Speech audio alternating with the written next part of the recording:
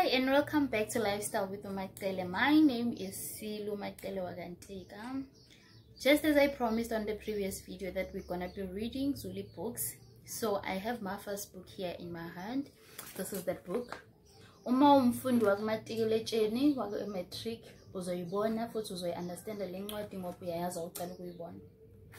So isihloko sale ncwadi sithi Impi Yabomdabu Isethunjini. Okay, what's exciting about this is that I've never read the book myself. So esikoleni mangisenza isikole azange ngaze ngafunda le ncwadi. Kodwa ke manje sizoyifunda together. Kusho ukuthi izosi heha sonke ngesikhathi esi-1. So ngizokujumela straight to isahluko sokuqala. Ifundeka kanje. Umuntu akalahlwa. Mpapatisi John bafana ngubani mshana wami engimthandayo nengimkhonzile. Ngivulele ngingene ngoba ngihamba ngodaba olukhulu oluthinta udadewenu uLinono kanye nezingane zabo uzilethile kanye nohlanganisana. Mbomvu somahashi ngoko zabantu owakwenu uLinono wona ngokuzalela izingane ekhaya. Kodwa umuntu akalahlwa. Nathi masingamlahli. Cha malume Ndosi, angimlahli owakwethu uLinono. Nguyena owazilahla mhla evuma ukudonselwa esikhotheni ngosikhotheni babafana ukuze bamnukubeze bese bemshiya nezingane ezimbili ezingenababa nendawo yokuhlala. Manje izingane ziyahlupheka zingondingasithebeni uqobo ababonakala nasebusweni ngokuboqoka ukuthi abanamuva abanaphambili. Phela siyazona izingane ngokuzifunela indawo yokuhlala kanti ngesikhathi zona zizitika kwanjabule ngise sisuka singekho thina. Washo ubafana wabheka iwashi lakhe ngokucasuka. Akakunakanga ucele ukudinwa komshana wakhe kodwa waqhubeka nokucelela izingane zikaLinono ikhaya ngokuthi zona izingane zikaLinono azinacala futhi azicelanga ukuba uLinono azilethe emhlabeni bese umhlaba uyazijezisa. Thina nawe mshana wami asingazijezisi lezi zingane. Mina ngisijezisi lezi zingane zikaLinono ngithi maziye kunina ziyohlala naye lapho endela khona. Ziye kanjani ngoba nawe uyazi ukuthi unina sewagana komunye umuzi lapho bengavumi ukuba abalethele omunye umndeni. Bona bafuna ukuba umakoti aqale owabo umndeni oqondene nabo. Pho mina ngingena ngapi kulokho kwaluwa kwezingane zikaLinono? Wena phela ungumalume walezi zingane. Ngakho izingane zikaLinono ngezakho. Cha bo malume, akuzona ezami izingane zikaLinono. Uma kungezona ezakho ngezikabani bafana? Phela ngezikaLinono namasoka akhe mina engingawazi ngoba akathandanga ukungethula kuwona. Kwaba umzukuzuku phakathi kukabafana nomalume ucele. Kwashuba kubangwa ozohlala nalezi zingane ezishiwa uLinono ekhaya. Ubafana wayesethi, "Sengiphuthumisa umkami emsebenzini kanye nezingane zami esikoleni.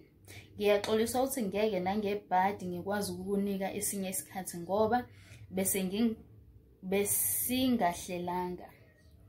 Nanti ikhadi lami nezinombolo zocingo oyongithinta ngalo uma ungidinga." Washo lokho ubafana wabhakaza isicabha sema isivakashi sakhe okumgodoyi okuthiwa kuwona phandle. Ukukheva kwesivakashi kwasinika ithuba lokuba sike siwuthathe ngeso lokuhlola wonke umuzi. Lokho kwakuwumuzi owawuyisakhiwo esiyisimangaliso. Page 2. Kwakuyisitezikazi esasithe cwa egqumeni njengesiphongo sehlokozi elalithamele isigcaki phansi komuzi. Uhlobo lwesitina lwaluzisho ukuthi ngolwemali eshisiwe futhi akulona olwendawo. Amafasitela kwakungawe alimunyami ekhazimulayo ephelezelwa iminyangokazi yayo belu i-aluminium. Ubulivilivi bamakhethini kanye namabhangiladi kwakuvunga eyomnotho ingoma. Laphaya esangweni nalaphaya emnyango kwakunenkinojana yokunqonqoza, kanti ngaphambi komnyango kwakukele izicathulo ezazilibika lokuthi izicathulo zisala emnyango uma ungena kuleli khaya. Ebaleni kusukela esangweni kwakwendlalwe izitina ezimbalabala ezazikhola emagalaji amathathu.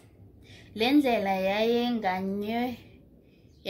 yayenganywe izihlahla zejacaranda ezazanga uphahla lwendlu. Ngaphandle kwakunezingajana zezimbali. Lonke ijalidi lalimbeswe utshwani obabusikwa ngendlela eyayidweba umfanekiso wemigqa yamadilafu.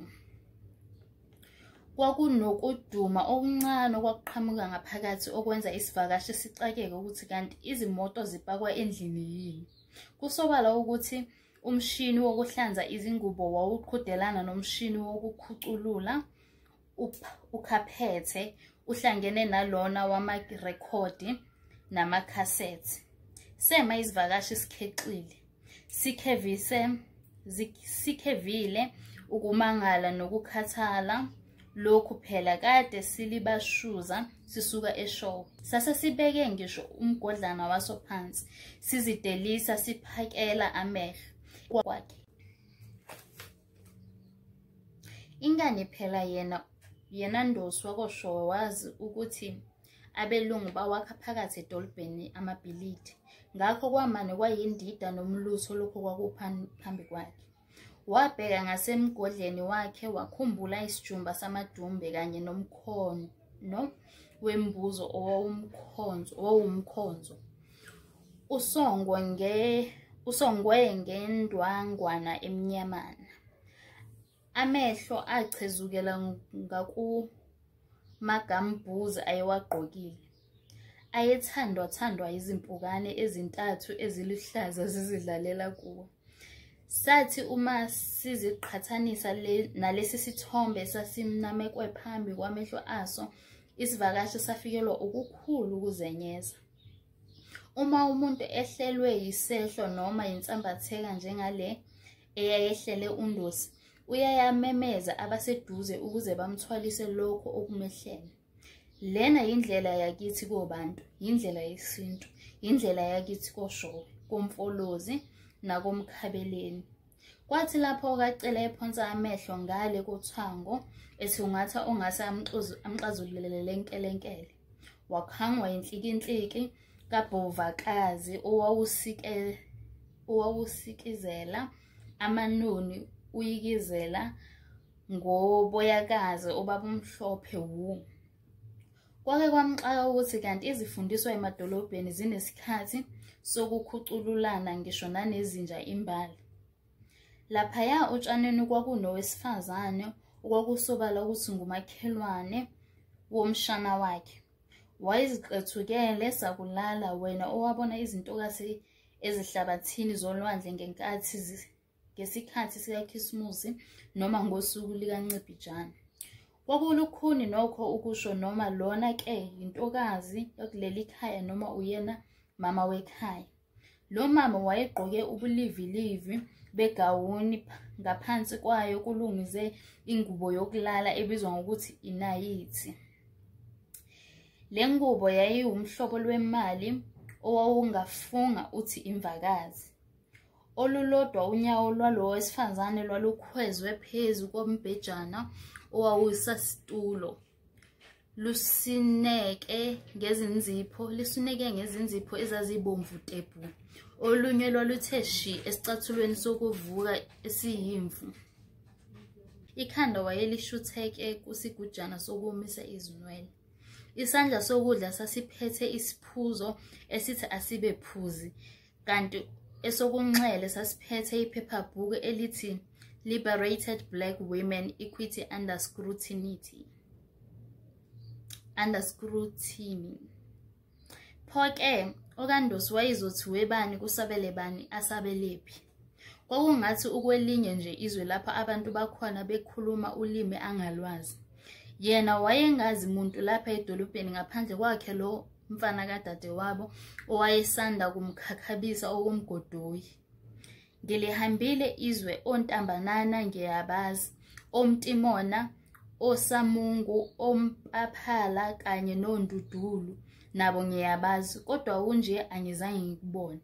Washo ucele wathi ukukhwenxela ijazi lakhe elalithanda ukumshonisa phansi ngenxa yesisindo salo. Wawugudluza masinyane lo mcabango owamfikele wokuba axoxe nanoma ngale nkilikili yakhe. Kwakufanele impela ukuthi avele akhohlwe iwona. Konje wayengamqala ngaphi nje ke lo wesifazana ayembona ngale kothango. Igebe phakathi kwalo wesifazane kanye naye nomame bangakubo lalilikhulu kangangoba ucele wayeziza engenwa yingebe.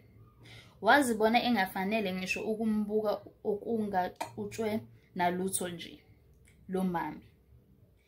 Kwahle kwacaca ukuthi uma engathathi izinyawo kusekuhle uzolala endle. Kwathi esenjenganjeya wabuye wathi makaphinde futhi athathe isithombe salo mame kumbe lentokazi ukuze azifunze ngokuzanelisa ngale sikhomololo somuzi kamntakadade wabo kanye nendida yamakhosikazi asesilungwini. Wathi uma ewubukela kude lo muzi kwangathi ubona umkhumbi kaNoah. Wakhabuzela ebheke ezansi. Imicabango yayiphithizela ekhanda lakhe. Wakhuluma yedwa ukuhlanya. Wo he, ithemba libulali. Impela ukuba liyabulala ngabe kade ngazifela. Omamjadu bahlale bethi kuthiwa wakhile nje ubafana kanti basho umntakadade wabo sewaba umlungu. Nomadensela madoda usegcina ngokungilayela nje akasangiluma indlebe ukuthi angogawula ngibheke. Uthi ngangazi ukuthi umntakaqophitshe umntakadade wethu udadewethu endlini kumama nobaba angangikhakhabisa okwenja ngingumalume wakhe. Axoshe mina engabakhulisa bezintandane uyise ephila. Ithi ngabankulu ingabe isazekeka. Ngimfunge unomaqhina kababa. Mina Ndosi, mina ro. Ucele wakhumbula ebusika ngesikhathi esasebenza khona lapha eThekwini udadewabo efika nalezi zingane izisu zimapakakana isifo sendlala. Ihumusha elinguyise selihobile eDurban North lingasamlandi unina nabantwana estation. Kwala ngisho sekumenyezelwa nasemsakazweni imbali bembiza ngegama lakhe. Lokho okuncane kwakungenalo ngisho ubisi. Unina ekuxaka ngomdoko. Okungubafana nodadewabo kwakuhamba ngemkhono, izinyawo ziphelile ukudabuka. Ngalowo nyaka lalikhithike ngisho ukukhithika. Ubaletha lapha nje unina ikatilile leziko ekhaya. Izingane zingenakho ngisho okuwembatha. Okwakubuhlungu kakhulu ukuthi unina wafika nobafana esemthwele. Lisho ukumthatha umntwana iphika. Kubonakala nje ukuthi uma linganqandwanga ngalolo suku kwakuzothi kusa abe esebanda mpofa. Utete ubafana nje lokho okuncane wayekuphethe ngengalo, ngenye ingalo edonsa okunye, izimpahlana babeziphethe ezithwele ekhanda. Kwadingeka ukuba ucele nakanjani athungathe enye indawo ayizofihla kuyo ikhanda. Nakho phela wayexoshwe kwangubani. Wayengekho omunye umuntu owayengamsiza ngaphandle kwensizwa yangakubo umpaphala okuyiyona eyayimlayele kwangubani. Lensizwa kwakungusihluthu Madonsela.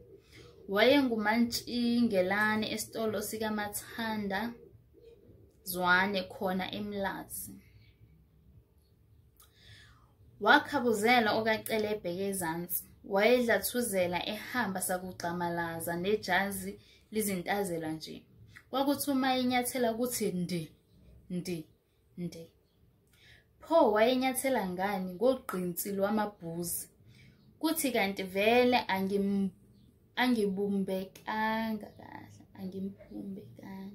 Kuthi kanti vele angibumbekanga kahle ngingumfokandosi bese ngihamba sengathi ngigcoba isitambu.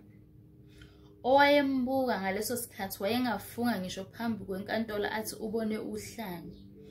Wawungagomela uthi udla izinyoka. Lapha ebusweni wayemvinqo emnyama ekhuza izulu. Kwakudingeka ukuthi uma uzoxoxa naye wembathe ijazi lemvula. Ngapha ngakubo kwakuthi nxa ingane ikhala unina athi ngizobiza ubaba ucele, ingane iyothula ithi du. Phela zazingamsabeli okwala izingane. Okwakuqala du ukuthi ingaphakathi lakhe lalingafani nengaphandle lakhe.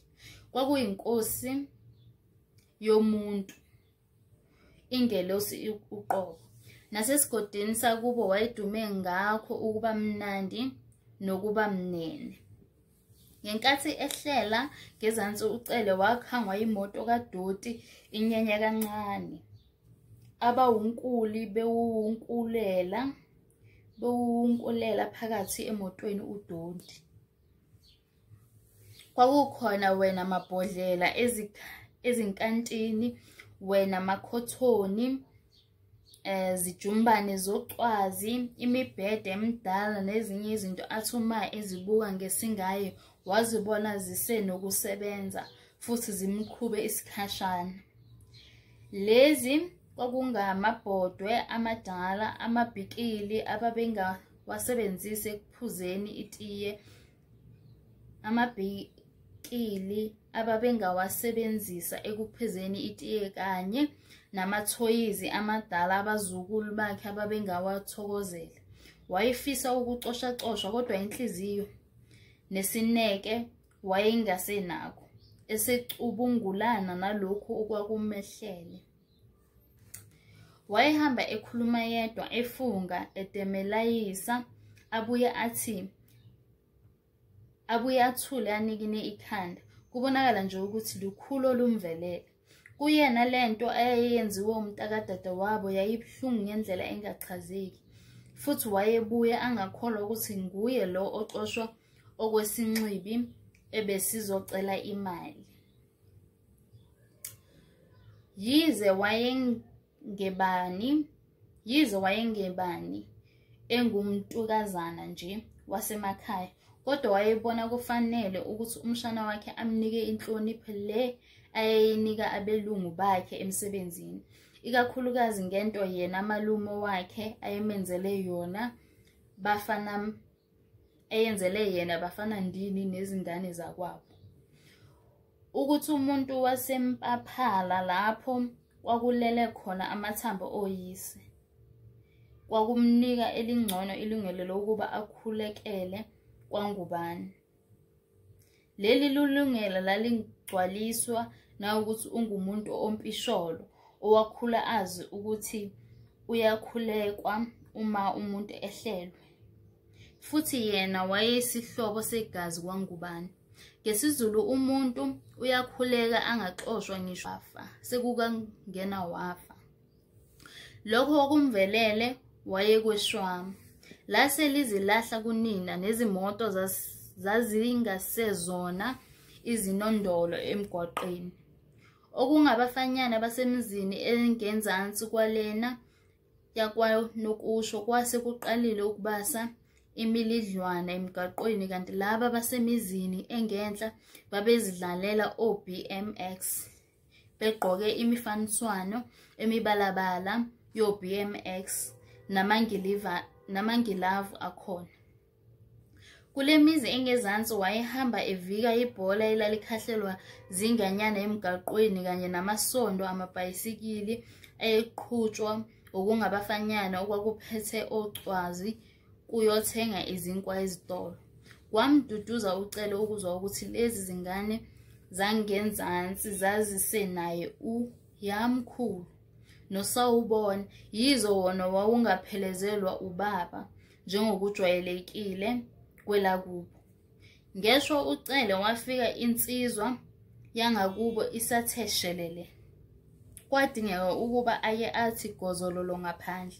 Kwathi kanti nephango laselibhukile, wangena esitolo wabiza uhafu wesinkwa esinsundu nonemenayidi obomvu.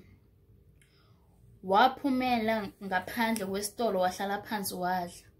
Kwaze kwanqundeka amehlo uMadonsela engakaqhamuki.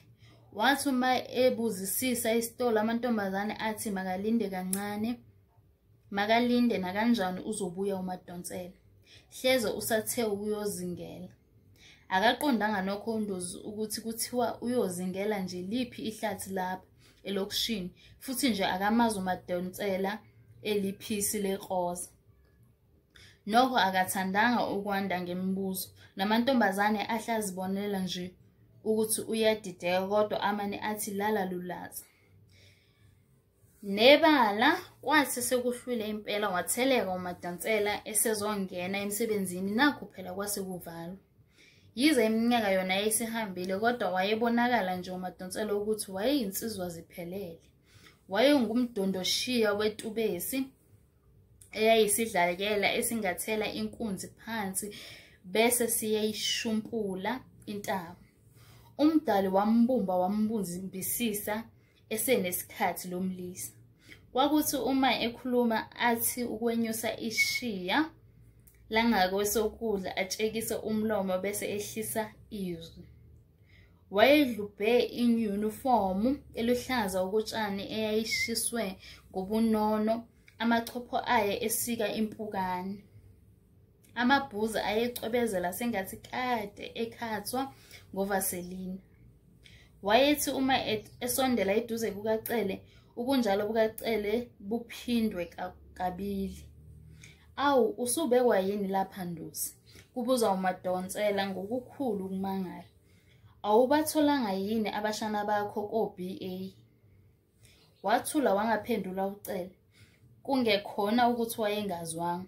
Wabuka umnini isitolo eyongena emotweni, wafisa ukumema yena ukuba azomphendulela. Wasedonsa isikhwehlelo, wasithimisela phansi, wahlikihla ngonyawo, wayesethi, cha bomntimandi, ngithe mangibuye nje. Uthe mawubuye kanti awutholanga yini kwangubani? Ingane ngikuchazele kahle ngathi ikwa-BA 4505. Khona ngitholile impela ko-BA labo bakho mntimandi, kodwa ngathi make ngibuye. Wakusho lokho uCele enambuluka ezizwa nje naye ukuthi lento ayikhulumayo ingumbhedo.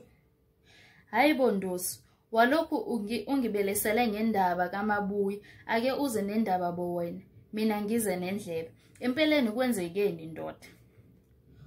Wathi uyawuvula umlomo uCele wabindwa. Wangazi ukuthi uzoqala ngaphi. Wayefuna futhi efisa ukuthi uma esekubeka okumvelela akubeke kahle ngobuciko nobunono. Kwala nokho kuba ibutheke indaba. Weza ulimi lakhe lushwaqa, izindebe zomlomo zabandikindiki, imithambo yekhanda yashaya kanzima, nomzimba wakho wathanda ukumshiya. Ibunzi lakhe laqala ukucwebezela. Kwahle kwamkhanyela uMadonsela engengane ukuthi lukhulu luyeza, lunyanyela luza noCele. Wayesethi makamnike isikhathi, wasethatha ethi, kulungile mfana kithi sizoxoxa, make ngivale lapha esitolo. Wema eminyango uMadonsela amantombazane esaqoqa. Lokhu kwamnika ithuba uCele lokuba ake ayisombulule kahle indaba yakhe ukuze uMadonsela ayizwe kahle. Kokungeke futhi kulunge ukuba aqambe amanga. Kwakufanele amchazele lonke iqiniso yize lalibuhlungu. Yize wayenamahloni ngale nto, kodwa yayingasekho indlela yokumboza amahlazo omntakadade wabo, ngoba kwayena uMadonsela ndini wayesezibonele ukuthi hleze uhlangene nezimbila zithutha ziholwa eminyama phambili. Waqoma kona ukugeqa amagula engemuki. Wewu, okwame kwezandla mntimandi, ukuba ngokwezinyawe ngabe kuyabaleka. Indaba yami insumansumane, imali yamakhanda. Ngizothi ngiyaxoxa kube sengathi ngiyampompa, ngiyabhobhoza, ngibhadaza, ngidavuza okwesicwayimbana esisenga ezimthiyo. Oqala nje okungibeka lapha yikho phela ukuthi ithi ingacaba amathambo yejwayele. Nami-ke ngithi ake ungiphinde ngizwise khona ungifihlise ikhanda okwanamhlanje kuphela nje. Sengizovuka ngovivi ngibone ukuthi ngenze njani. Hawu akulutho lokho Ndosi, washo umntimando ephebeza umoya. Vele bathi izandla ziyagezana. Ungelale endle sikhona. Wena ngiphuthume ngokukwehlele, washo uMadonsela elula ikhanda kungathi usondeza izindlebe ukuze ezwe kahle. Wathi ukuthula ucele kwafika leso siphithiphithi semcabango samthela ngethala lemibuzo eyayithe yamfikisela ufufunundu lwemicabango. Yamfaka izimpiko wawela uthukela. Wandinda nezinkalo zangakubo kwasengathi uzama ukuphaphama emva kwephupho elibi. Cha bomnewethu, musukubindwa lubala okonina. Thina kade sasibona. Khulileka nje ungilandise ngokukwehlele, kusho uMadonsela ebona ucele ebindwa emphinjeni. Cha Mtimanda angithule ngoba ngithule. Ngisazincinza, ngisazama ukuzincenga ukuba ngikholwe ngibone ngamehlo nengikuzwile ngezindlebe zami. Ngimdala uma ngingaka. Ngangingazi futhi angizange ngiphuphe nakancane ukuthi kokwenzeka ngelinye ilanga ngibone into efana kumbe ecishe ifane nalena engiyibone yenzeka kimi namuhla. Ukuba akwenzakalanga kimi ngabe ngithi ongitshalayo ngento enjena unguhubhu kabhejane.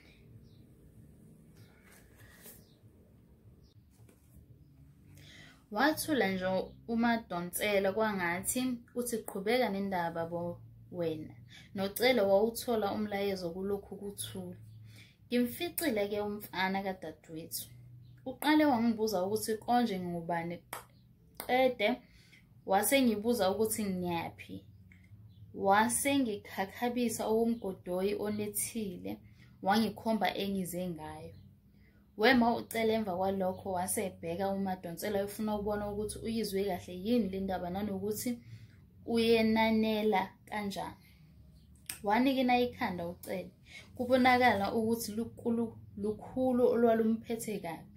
Kuyena yayibhlungu ngendlela ayengeke akwazi ngisho ukuyichazela omunye umuntu lento ayenziwe umntakadade wabo.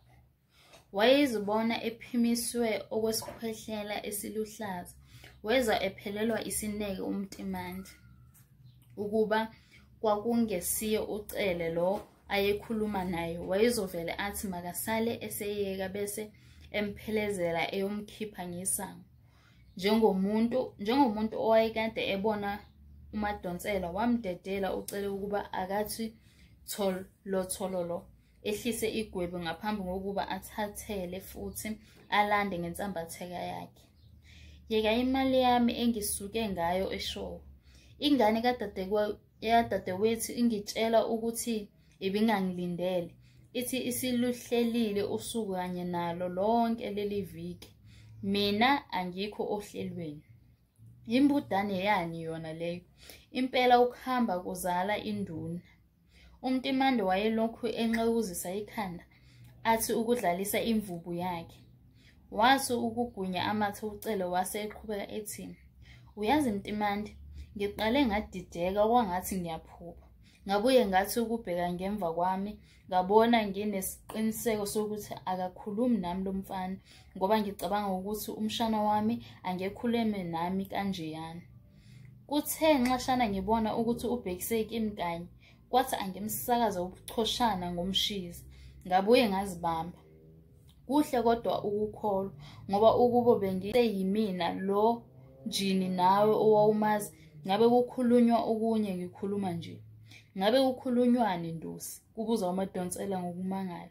Usabuza Mntimande, phela ngabe kwembulwa kwembeswa ekhingi kumanje nje. Ubafana bengimphipha zolo lokhu. uthi manje ngingavuma angibhakazele isicabha mina lo ngisale phandle ngigoqe umsila okukamgodoyi. Lo mfana ungihlolela ukwelanya. Wo sengiyabona ke manje, kusho uMadonsela edlalisa ithoshi lakhe ngokulifilifilizisa ebumnyameni. Sengiyabona Ndosi, indaba yakho sengiyibona kahle manje. Wena ungathi uhlangene nenqe lihluthuke intamo, kanti cha ndoda, ungaphatheki kabi. Yisimo sasesilungwini esinenza niphambane nomntakadadewenu. Umshana wakho akaxabene nawe neze. Phela isimo sasesilungwini sihlukile, sidinga enye indlela yokuhlangabezana naso. Uthini uma uthi umshana wami akaxabene nami engenza inja emzini wakhe? Kubuza ucele ngokufutheka nokucasuka okukhulu. Umshana wakhe akaxabene nawe. Inkinga ukuthi isimo sonke sesishintshile. Seliganya ngomunye umhlathi manje. Kusesilungwini lapha. Abantu banothile, bafundile, bayazi futhi bayazazi. Bayachiphatheka benjalo nje. Laba bantu bakhulu, bacokeme, baqhwakele ezikhundleni zabo. Ngakho-ke uzodinga amasu athile ukuzothintane nabo.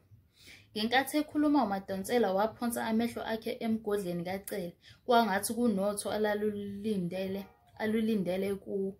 Imbawula eyayingenhla kwabo yayisiqala ukukhehleka.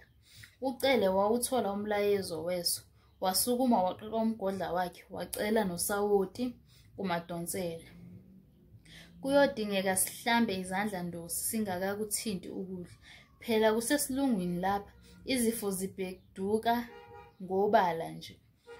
Ungazizwa usuqewulisa okwenja kanti usungenwe ngamarabi noma uhanjiswe isisu kanye kanti usunekholera. Kusho uMadonsela ethokozela inyama yasekhaya eyayithenjiswa ngumgodla ayewubona. Base beqala ke ukosa inyama embawuleni.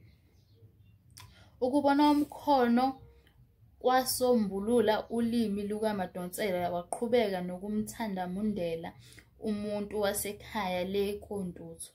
Konja kayiphume komnyama ubambile.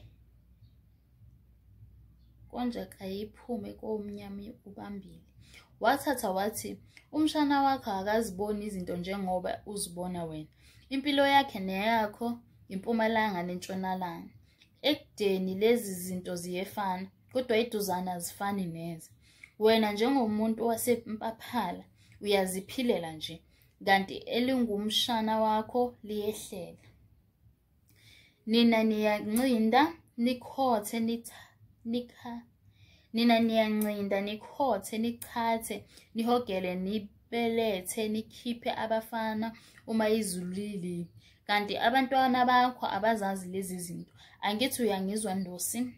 Cha bo, angikuzwa. Empeleni uzama ukuchaza ukuthini? Kusho ucele efinya ngesihlakala ayephethe ngaso ummese ayebenga ngawo inyama. Ngichaza ukuthi umshana wakho uyahlela.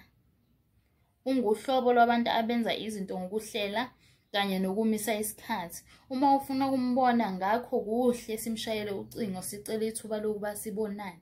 Uma kungenzeka umncengele ukuthi nibonane kusasa.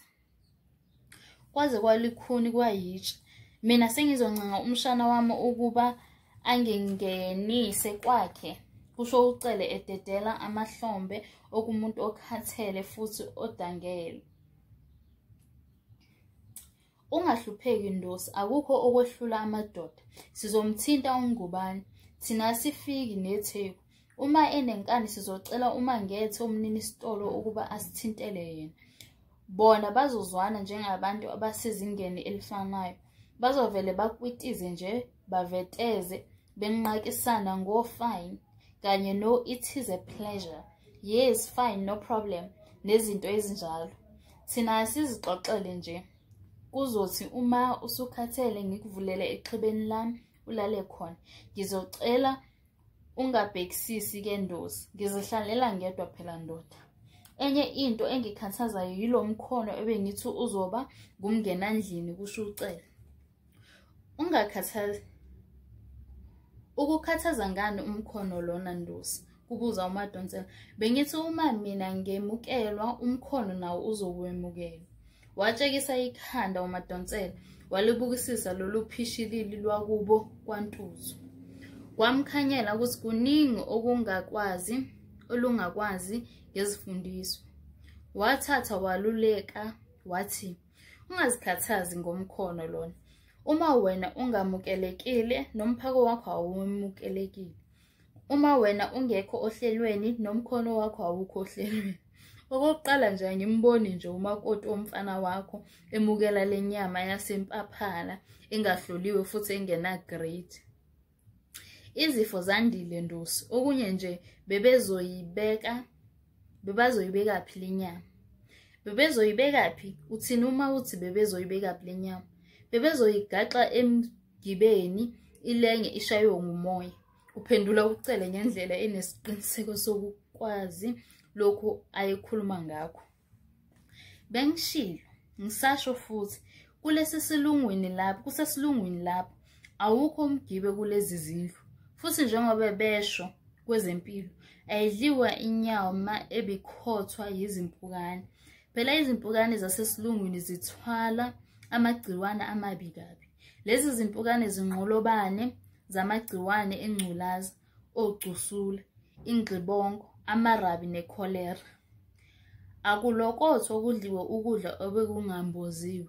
Okukhulu kodwa ukuthi inyanga isiphasi. Njengoba inyanga ingena nje, ifiliji yakwangubane okuyiyona egcina inyama iyachichima izidikadika zenyama, amasosishi, amabhurevosi, izinhlanzi, ophuloni, ohem nobacon. Ngingabala ngithini ndosi? Indawo yomkhono ayikho ngoba ingekho ngaphandle kwalapha. Esho uMadonsela ekhomba isisu sakhe ngethoshi maqeda ecosha iqatha lenyama elidlalisa kabili kathathu kusawoti eliphonsa emlonyeni. Ubumnandi bamanoni bazigelezisa kalula izeluleko zikaMadonsela. Kwathi kanti vele ungumqekethi wamahlaya. Amanoni amlola wazifumana ethole esihle isigcawu sokugevuzela umuntu wangakubo emafamu ngenkambiso nenqubo yasesilungwini.